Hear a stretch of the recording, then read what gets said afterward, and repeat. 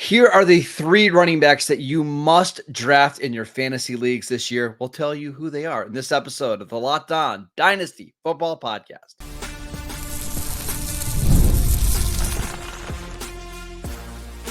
You are Locked On Dynasty Football, part of the Locked On Podcast Network. Your team every day. Here are your hosts, Marcus Mosher and Kate Madjuk. Welcome back to the Locked On Dynasty Football Podcast, part of the Locked On Podcast Network, your team every day. We'd like to thank you for making us your first listen of the day. Today's episode is brought to you by Gametime. Download the Gametime app, create an account, and use promo code LOCKEDONNFL for $20 off your first purchase. Terms apply. I am your host, Marcus Mosher. You can follow me on Twitter at Marcus_Mosher. Joining me today, as always, is Kate Madjuk. You can follow her on Twitter at Kate Madjuk. You can also read her at Yahoo Fantasy. And on today's show, we're going to be discussing the three running backs that you have to draft, not only in your dynasty leagues, but also in your redraft leagues in 2024. Kate, I could not be more excited about this episode. So let's get right into it. Who is the one running back that you are going to own in every single league this year? I'm going to start it off on a spicy note. I want to talk about Raheem Mostert, and everydayers, this should be no surprise because I've kind of talked a lot about how I think Devon Achane is one of the most mispriced players in all of dynasty football right now. You hate him. It's fine.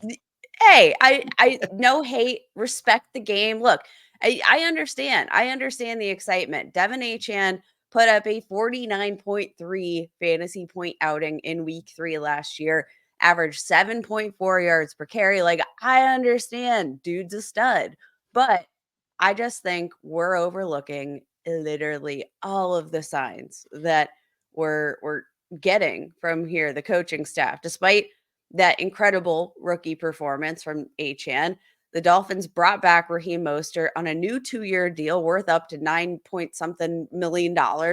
Mostert literally led the league in rushing touchdowns last year, finished as the overall RB5 on the season, including 4 top 5 weekly finishes. And guess what? For all of the, kind of conjecture that Raheem Mostert can't stay healthy, he missed a lot less time last year than Devon Achane does, who's generally a smaller, more undersized back. And he kind of crushed it. He ranked second in the league with a PFF rushing grade of 91.7, ranked top 10 in missed forced tackle rate, yards after contact per attempt, first down and touchdown rate. Like, for everything that Achane was really good at, Raheem Mostert was also extremely good at. And Raheem Mostert was also healthier. He dominated the goal line work. Mike McDaniel himself said that backfield pretty much led by Raheem, right? Like, we saw him get the critical down situations. We saw him get the goal line work. Like, Raheem Mostert is going to end up being one of the most valuable running backs in win now situations. Now, if you're in a rebuild, this information is not for you.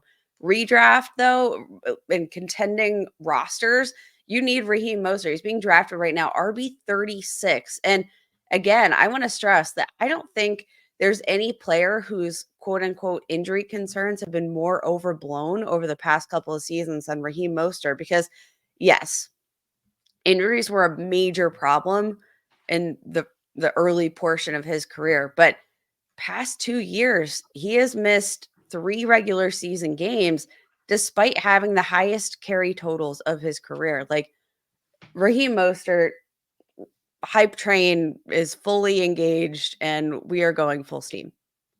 Yeah, Raheem Mostert, he's aging like a fine wine, right? It just keeps getting a little bit better with age. I'm in full agreement with you. If you're watching with us on YouTube right now, you can see the change in his ADP in dynasty leagues. He's technically up in the month of July. He's up to 169 overall. But in your redraft leagues, Kate, where age doesn't matter quite as much, he's being drafted as RB 30. And that just doesn't make any sense to me, right? Because now you're not even valuing him as an RB2. You're looking at him as a flex play. This was somebody who was a bona fide RB1 every single week last year. Now, they did draft Jalen Wright, but that was in the 4th round. I'm just not overreacting to the Dolphins drafting a 4th-round running back and knocking Raheem Mostert way down. I think you're right. He's going to get the goal line work. He's still going to be the quote-unquote starter, and it feels pretty likely that he's going to get. I'm going to be conservative. 14 touches a game, and if he's getting 14 touches a game on this Miami offense, he's going to outperform ADP in both your dynasty and your redraft leagues. I'm all in. He's one of my most drafted players this offseason. Yeah, Raheem Mostert been averaging, somewhere between like 5 and 6 yards per touch over the last 4 seasons. And yeah, if I can get 14 touches out of that, like we know how explosive Raheem Mostert is. We know that he is still to this day one of the fastest players in the National Football League. That is the oil that churns this Miami Dolphins machine is speed. Raheem Mostert is still a part of that. He still has breakaway run potential. But again, I just think in all of these crucial situations, he's going to get the most valuable touches on that roster. I'm all in. And I think the price tag, and especially how you noted the difference between the price tag and redraft versus dynasty, my God, we should all be all in because the risk reward here is so off the charts. Yep. It's inconceivable. So looking at his redraft ADP, he's being drafted as RB30, pick 101, which is absolutely wild. I'm going to give you some running backs that are currently being drafted ahead of him. And again, this is redraft, not dynasty, but I want your thoughts. Zach Moss going 1 spot ahead of him. That's hard because I'm higher on Zach Moss than like 99% of it. Zach Moss is a top 15 running back for me. Okay. So, all right. Next one, Nick Chubb. Oh God, Raheem Mostert, easily. Okay. Najee Harris. Another guy I'm higher on. So I still think Raheem Mostert probably going to outscore Najee Harris. So yeah, I'll take Raheem Mostert. Brian Robinson at RB26. Raheem Mostert. Jalen Warren, RB25. Raheem Mostert. I'm going to skip a name right here, but Jonathan Brooks, RB23. Now, again, this is redrafted, not dynasty. Raheem Mostert. Zamir White, RB22. Raheem Mostert. Okay, now we're getting close to the top 20. David Montgomery, RB21. I'll probably draw the line there. Okay, so you're still looking at somebody who's maybe devalued by 7 or 8 spots, which means that he's a massive value in your redraft league. To me, Kate, I'm willing to draft him 1 or 2 rounds above ADP. Certainly, like if you go this hero RB strategy where maybe you're drafting Bijan Robinson in round 1, and then you're just grabbing a bunch of receivers in rounds 2 through 7. If you want to grab Raheem Mostert in round 8 to be your RB2, I think that's a perfectly fine strategy. Yeah, I think right now, and based on the recent trade markets that you can see here on Dynasty League Football, you could probably trade a what's projected to be like a mid to late 2nd round pick for Raheem Mostert. And I think you've got suddenly some league winning upside on your roster. We love Raheem Mostert. Go grab him in your dynasty leagues, grab him in your redraft leagues, grab him in best ball, grab him in daily fantasy leagues. I'm trying to think about the fantasy type of all of the leagues. That's all just the rule of thumb. Go grab go get Raheem Mostert.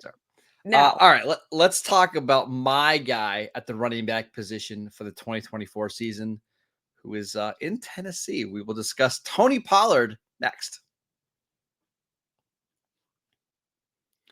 This episode is brought to you by BetterHelp. Listen, it's really easy to jump on social media and try to compare yourself to other people. I know I can get depressed going on Instagram and seeing how perfect everybody else's lives look, but we know that comparison is the thief of joy, and it's so easy to envy other people's lives on social media.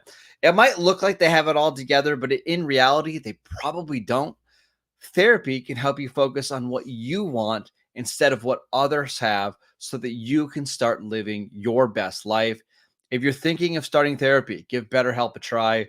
It's done entirely online. It's designed to be convenient, flexible, and suited to your schedule. All you have to do is fill out a brief questionnaire to get matched with a licensed therapist, and you can switch therapists at any time for any reason at no additional charge. Stop comparing and start focusing with BetterHelp. Visit betterhelp.com/lockedon today to get 10% off your first month. That is BetterHelp, HELP.com/lockedon. Welcome back to the Locked On Dynasty Football Podcast. Are you watching Fox Sports or ESPN on your TV all day? Are you having to turn down the volume because of all that shouting?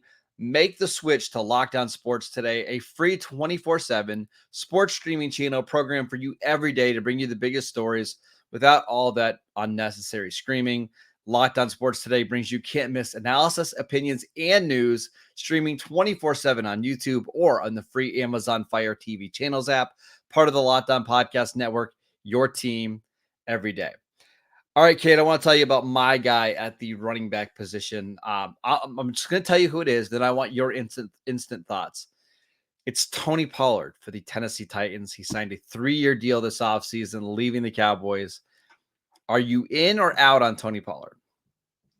I'm in, and it's kind of interesting because I'm suddenly seeing it was almost like there was this wave of excitement for Tony Pollard once he was signed by the Tennessee Titans, got a decent deal. And if you'll remember the timing of that deal, it was pretty much one of the first deals we got announced. It was a very rapid announcement. And right after that, we saw the masses cool in a very big way on Tajay Spears, who a lot of people were excited about.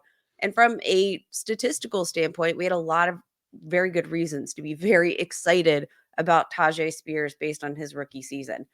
But I almost feel like the more time is passing, we're starting to see the inverse start to flip again. We're seeing a little bit more excitement for Tajay Spears, and yet Tony Pollard's value is continuing to shift down. Now, he's 27 years old. He's playing on his second deal, but like I think we're forgetting in terms of recency bias how good Tony Pollard looked the last time he touched the football. I agree. Pollard going back to his home state of Tennessee, I think that always helps. I think there's a couple things that we need to remember here with Pollard. First of all, he was coming off a broken leg, a very gruesome injury in the 2022 playoffs. He just didn't look the same in the first half of the year, but over the final, 7-8 games of the year, started to look like himself again. He had the highest PFF grade, the 7th highest yards per carry, the 2nd highest missed forced tackle percentage in the NFL. We saw the production get back on track, and it wasn't like last year was a complete waste of a year. I mean, I think a lot of people were disappointed because he only, quote, only had 1,300 total yards and 6 touchdowns, but he's healthier.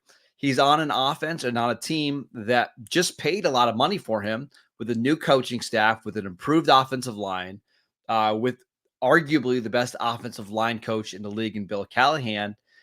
And I think the thing that comes back to me from Tajay Spears is Pollard is the better pass blocker. He's the better receiver, which just means he's going to be on the field all the time because he's also going to be the starting running back.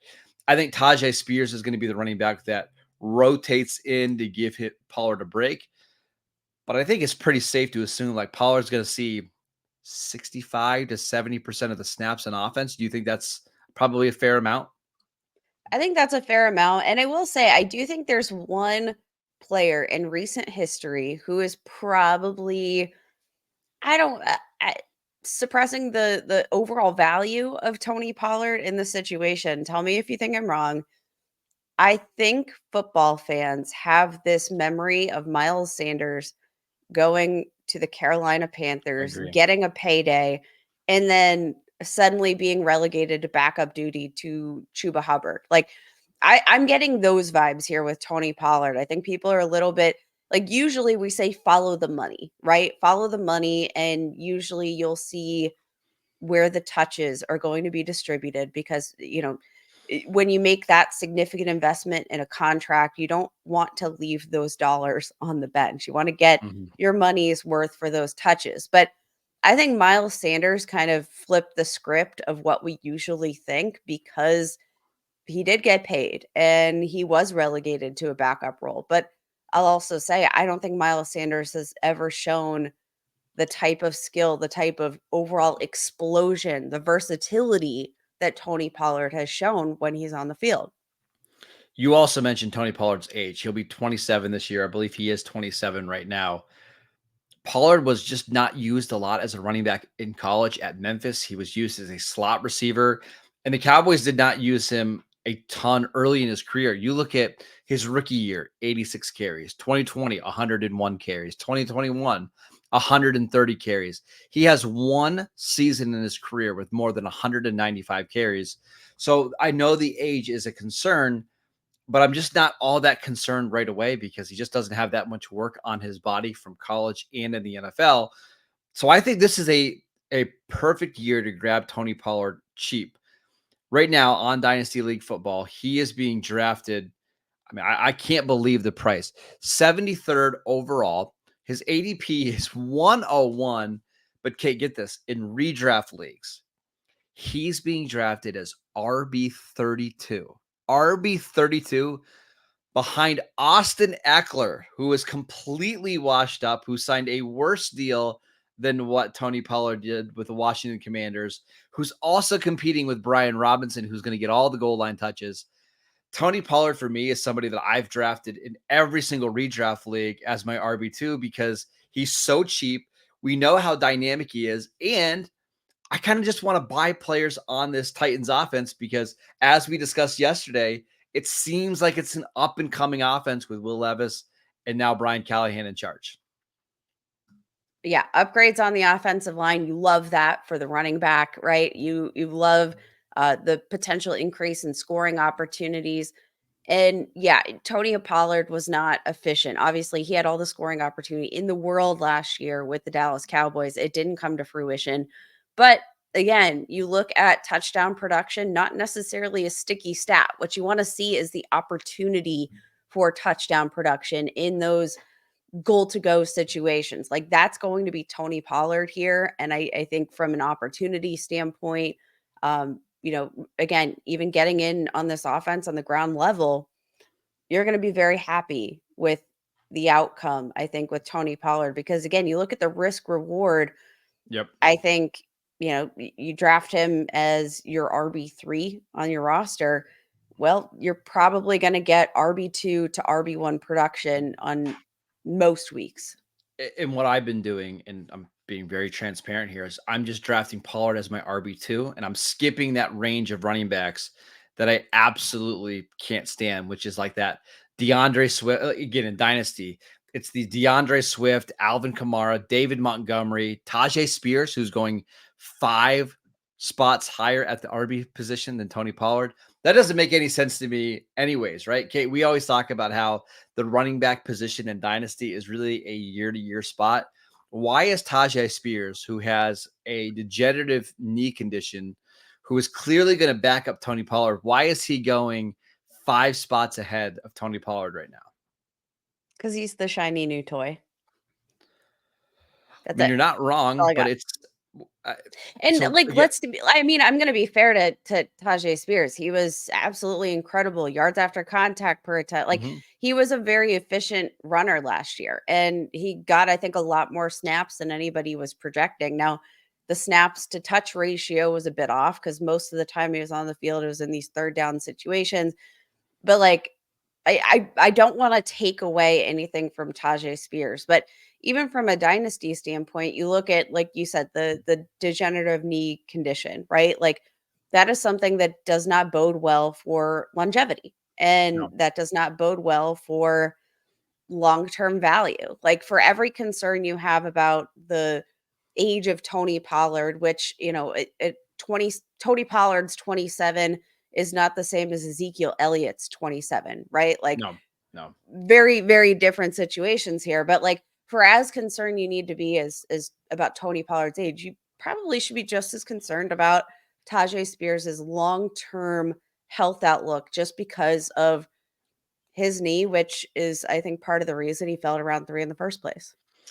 I think it's a very smart strategy. And if this is for redraft or dynasty, really, but mostly for redraft, grab your running back early, whether that's McCaffrey, Breece Hall, Bijan Robinson. Grab those guys in round 1.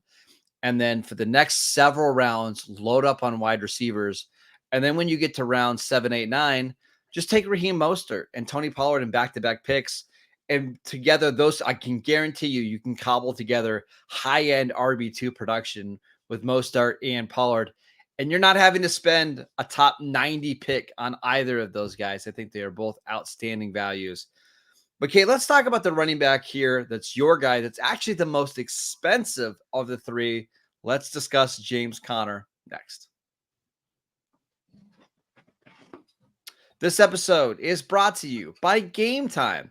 Gametime is an authorized ticket marketplace of Major League Baseball, which means that you can get your tickets faster and easier than ever before. Prices on the Gametime app actually go down the closer that it gets to first pitch.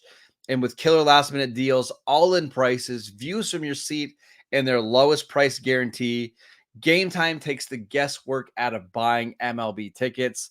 You can save up to 60% off buying last-minute tickets for sports, concerts, comedy, and theater events near you. Save even more with exclusive in-app deals on select seats ahead of the game or the event. And get this, you can save even more when you choose a section and you let Gametime choose your exact seats. It's pretty incredible. Take the guesswork out of buying MLB tickets with Gametime. Download the Gametime app, create an account, and use promo code LOCKEDONNFL for $20 off your first purchase. Terms apply. Again, create an account, redeem promo code LOCKEDONNFL for $20 off. Download Gametime today. Last minute tickets, lowest price guaranteed. Welcome back to the Locked On Dynasty Football Podcast. Everydayers. On tomorrow's show, we are going to have Matt Williamson. We're going to look at some of your fantasy questions, your dynasty questions. So make sure you send them into us at Williamson NFL, at Kate Magic, and of course at Marcus_Mosier. But we are finishing up here with Kate's guy at the running back position, and really it's my guy as well, James Conner. Kate, let's. I'm a little bit intrigued by this one. Why do you love James Conner so much in dynasty leagues? I like James Conner, and let's be clear. I like James Conner in redraft probably more than I like him in dynasty, but I do think from a perspective of a team that is looking to win now, you can't really do much better than James Conner. All right. We talked just yesterday, right, about how down bad this Arizona Cardinals offense was last season. It was down bad without Kyler Murray. Eventually he returned. Things started to look up a bit, but James Conner really was the powerhouse of that entire offense. Had 4 games of 100 or more rushing yards last year. Didn't have or had 50 plus rushing yards in all but 3 outings last year. It was one of his most efficient career seasons to date. His first NFL season with over 1,000 rushing yards, averaged 5 yards per carry. That is a career high. Career high 88.4 PFF rushing grade. Career high 3.93 yards after contact per attempt. Career high 31 rush attempts of 10 or more yards. Career high 60 missed forced tackles. Like, it was career high marks across the board for James Conner. I know he's heading into his age 29 season, but I think based on the upgrades that we're projecting for this offense, especially with a fully healthy Kyler Murray, with a fully invigorated offense with Marvin Harrison Jr., I think the scoring opportunities are going to be more plentiful here in 2024. And I again, Trey Benson, one of my favorite dynasty buys, my RB2 in this class, only behind Jonathan Brooks. And I still think that this is James Conner's role as long as he's healthy. How long that health lasts, we'll see. But I think for James Conner, when you look at the production we saw, he was one of the best running backs in the National Football League last year. Despite being 28 years old, I don't think much is going to change heading into 2024 other than opportunities, which I think are going to be of higher quality. So this is the part that I struggle with. James Conner, I mean, he's had a lot of injuries, even going back to his time at Pitt, and even if you go back to his time at McDowell High School here in Erie, PA. He's getting older, a lot of work, a lot of carries on his body. The part that I struggle with here, Kate, is that I just want to have Trey Benson in all of my leagues because I believe in the talent, and I believe eventually this Cardinals team is going to turn over the backfield to Trey Benson, and that's where I struggle. I don't mind the price tag. James Conner in redraft leagues being drafted as RB24. In dynasty leagues, I mean, you can get him really cheap. RB35 right next to Raheem Mostert, RB 36. So I understand the price, but I think I'm defaulting to the younger guy here. Do you think that Trey Benson wins the job in training camp? Is that your No, I think he prediction? wins it. I think he wins it middle of October. Okay. Do you think he wins it due to injury, or do you think he outright wins it? Because if James Conner plays at any level that near where he played last year, It's a good question. and obviously the drop off at running back is precipitous. So I don't mean to say, but like to this point, not showing any signs of decline.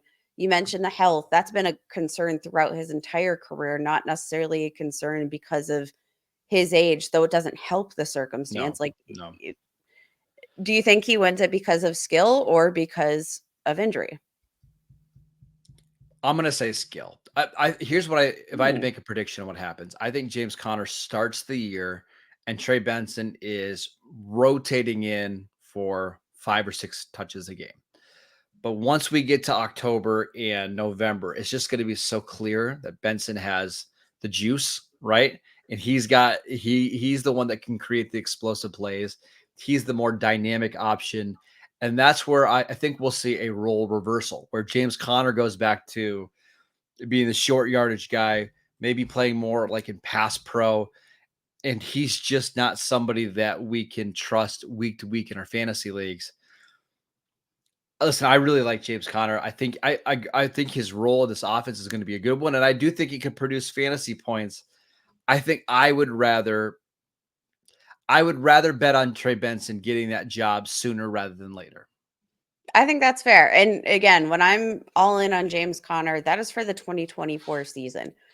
It is hard to envision what's going to be next because I don't think he gets another contract here with the Arizona Cardinals unless it is a very team-friendly deal from Connor's perspective. Obviously this, heading into your age 30 season, like that wouldn't be necessarily favorable, not conducive to getting a big deal. Like, I think this is probably James Conner's last go. I don't think based on what we saw last season that we can predict that this is the precipitous fall off. I think it's probably coming next year. I don't want to write All James fair Conner though, because again, I'm all in on Trey Benson. I think he's very close to teetering on top 12 dynasty value for me. So again, this is kind of like, I love the opportunity in this offense. I love the opportunity of a running back in an offense with Kyler Murray. All of those things combined are great. I just think it's probably going to be James Conner who gets the bulk of touches here in 2024. Is this like choosing between your kids? Yes. Well, I don't have kids, but like my dogs, like Your that. dogs. Yeah, like if I have last night we had steak night, right? And I didn't eat my whole steak. I had a couple of little slivers left over.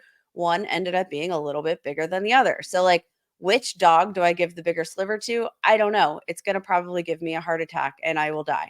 But the good thing is I just have steak to give to both dogs, right? And I have love to give to both of these running backs. Maybe There you go. a little bit more on this side, a little bit less on this side, but like I just want the running backs for the Arizona Cardinals. How about that? Well said, Kate. Well said. All right, that is it for today's show. We want to thank you for making Locked On Dynasty Football your first listen of the day. Again, on tomorrow's show, Matt Williamson will be here answering your Dynasty questions, and make sure you send them in to us. Go download the podcast wherever you get your podcasts. We are free and available on all platforms. Follow Kate on Twitter at KModjuk. I'm at Marcus_Mosier, and we will see you right back here tomorrow.